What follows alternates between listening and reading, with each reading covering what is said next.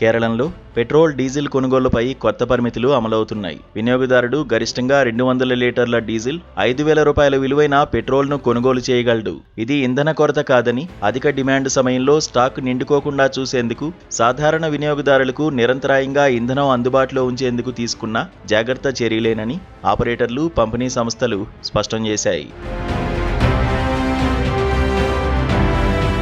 కేరళలో petrol, diesel కొనుగోళ్లపై కొత్త పరిమితులు అమల్లోకి వచ్చాయన్న వార్తలు ప్రస్తుతం చర్చనీయాంశంగా మారాయి. మీడియా నివేదికల ప్రకారం రాష్ట్రంలోని పలు ఇంధన విక్రయ కేంద్రాలు బల్క్ కొనుగోళ్లపై తాత్కాలిక నియంత్రణలు విధిస్తున్నాయి.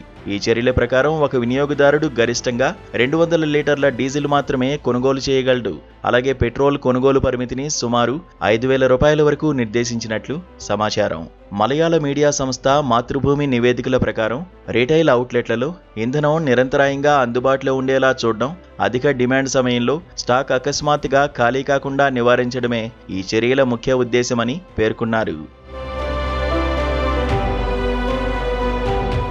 ఆయిల్ మార్కెటింగ్ కంపెనీలు ప్రస్తుతం దీర్ఘకాలిక నిల్వల కంటే రోజువారీ లేదా స్వల్పకాలిక డిమాండ్ను దృష్టిలో పెట్టుకుని పంపులకు ఇంధనం సరఫరా చేస్తున్నాయని తెలుస్తోంది. దీంతో చాలా పెట్రోల్ బంకులు ఒకేసారి కొన్ని రోజులకు సరిపడా స్టాక్తోనే కొనసాగుతున్నాయని సమాచారం.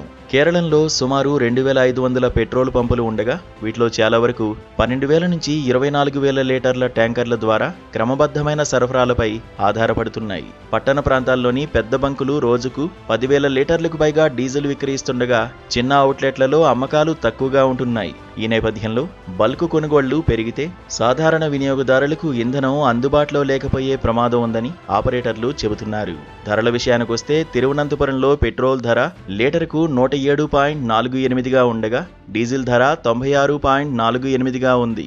ఇదే సమయంలో చెన్నైలో పెట్రోల్ ధర 100.80 రూపాయలు, డీజిల్ ధర 92.39 రూపాయలుగా నమోదైంది.